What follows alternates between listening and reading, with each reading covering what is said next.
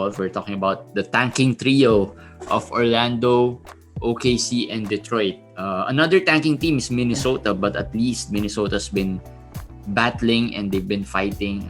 I think they've been at least getting better throughout the season. But let's talk about Orlando, OKC, and Detroit.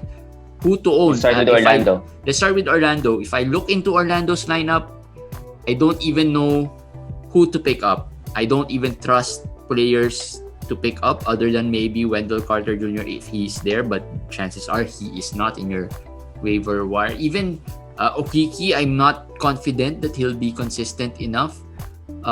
Today I just picked up James Ennis because I needed some rebounds and there's really not much players to pick up for tomorrow. Ennis is okay.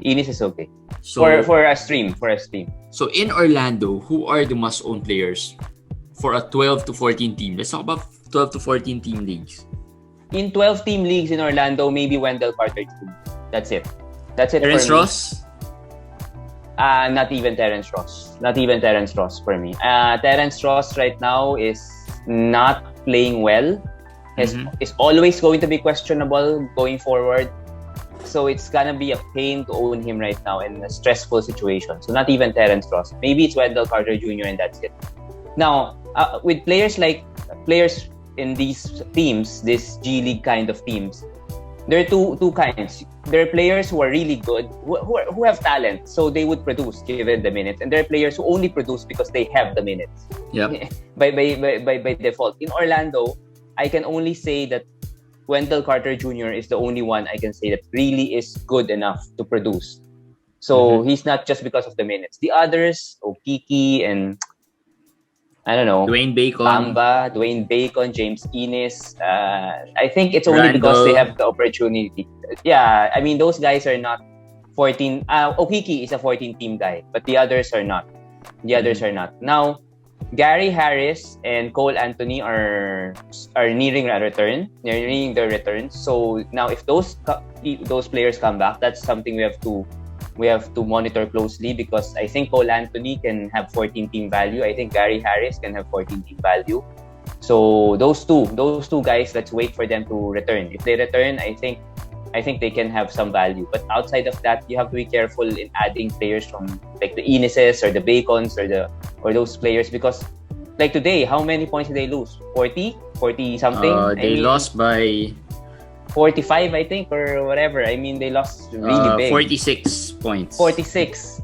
And they just is coming out of a 40-something point loss also. So, the game is basically over by the first quarter. And then the coach will do what? The coach will play everybody equal minutes in your fantasy. Well, interestingly, right? I think Orlando didn't really have any players. So, they only played eight people. And not even one person scored more than 20. Yes. So yeah, that's it. So Orlando, Wendell Carter Jr. and then the rest, could be a deep league type of players. Okc 14-team. So Wendell Carter, Okc, and then the rest could be streamers. But watch out for Gary Harris and Cole Anthony. Of the two, though, who do you stash? Cole. I stash Cole Anthony. All right. Because he's their first round pick. I mean. What else to do this season than develop your first round pick, right? Yep. And Gary Harris is not really the healthiest player out there. He has always been out with injuries. All right, let's move on to the next of the tanking trio, the OKC Thunder. Who are today they lost by 48 points. My goodness. It doesn't even look like an NBA. It doesn't look like NBA games anymore. OKC, okay. This team, through trial and error, found the magic formula. Now, not the magic formula to win, but the magic formula to lose, and which is to rely on those three players: Maledon, Pokusevski, and Moses Brown. These are three top players, and that is the reason why they're losing big, and they have good and bad games, because these three are so inconsistent. And now Jeremy and I were just talking, and we said we want to warn our viewers that owning these players comes with its negative points, and the negative points are some could be a deal breaker for you. Like today, as I said, Poku and Maledon shot 4 out of 25 combined. Yep. So, So just to split the you know, stats, Maradon had 1 out of 12 and Pokusevski had 3 out of 13. yes. And and Moses Brown actually was able to salvage a good game, 10 points, 14 rebounds, but that was just 6 points and 8 rebounds until the last few minutes. So let's go through it one by one. Maladon is still on hold for me. Yes, he has this 1 out of 12 games, but overall, I think the assists, the steals, some 3-pointers, those are good enough for me to keep him. Pokusevski maybe for 14 team leagues, but do not own these two together. Do not own more than one OKC player together, because days like this will really kill you. It will really kill you.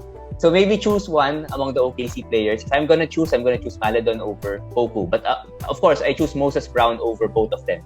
But Moses Brown and Tony Bradley are becoming a timeshare. If you look at it, their minutes are becoming closer and closer together. Well, So it's hard that's something to judge today because it's a blowout. I mean, yeah.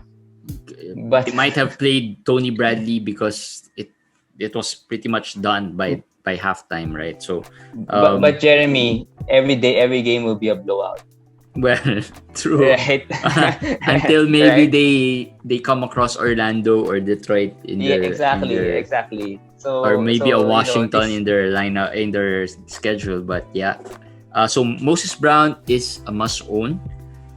Pokusevski would still a must hold. depend on the type of team that you're trying to build or the type of team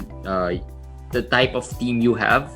Maladon, I probably think would be the same thing.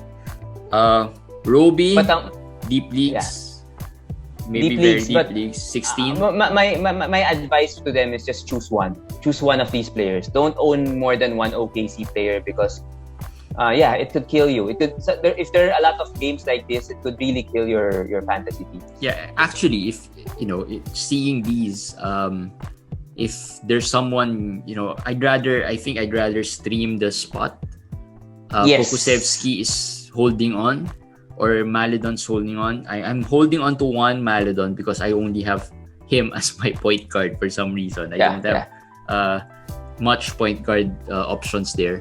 But to be honest, I'd rather stream the spot than hold on to these players because they have been a pain to own. And just when you added them, that's when they play bad. So that's the lowdown on OKC. Let's move on to Detroit. There have been some questions about... Yeah, you were to add.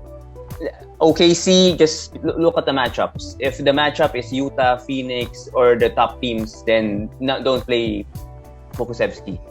It's if you look at the box scores and look at the schedule and the game results, Pokusevski plays really, really, really bad against good defensive teams. So he's a matchup-based guy. Going to what Jeremy said, maybe you add him and then he doesn't do well, then you drop him and he plays well because he's a matchup-based guy. He's a matchup-based guy. All right. Then Detroit, yeah. Let's move on to Detroit. Detroit lost. How many? Trying to do the math here. I think this is 44 points. Okay. So Right, they're 25 plus 19, that's 44. 44. So are they the winner today? They lost the least, I think, right? You said 46 and 48. Now they lost by 44. Yep. So congratulations to the Pistons for being the best team. But they didn't produce the best fantasy player, I guess, because among those teams, I would say Wendell Carter produced the best numbers. So who to own? Well, I mean, even their best player, Jeremy Grant, has been bad, like we mentioned for the past few weeks already. He has been trending down. He hasn't been playing well. And Detroit is really bad right now. They played 14 players today. Almost everyone got more than 10 minutes. Almost every one of those 14 players. Okay, let's start with the point guard.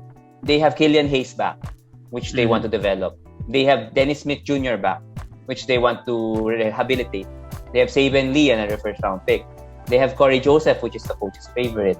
Who do you choose? Who will stay on in that quattro point guard rotation? I don't know. And you choose no one, guys. Yes, I choose no one. I just really choose no one. And then The wings, they have Wayne Ellington, they have Frank Jackson, they have Rodney McGruder, they have this who else? Hamido Diallo.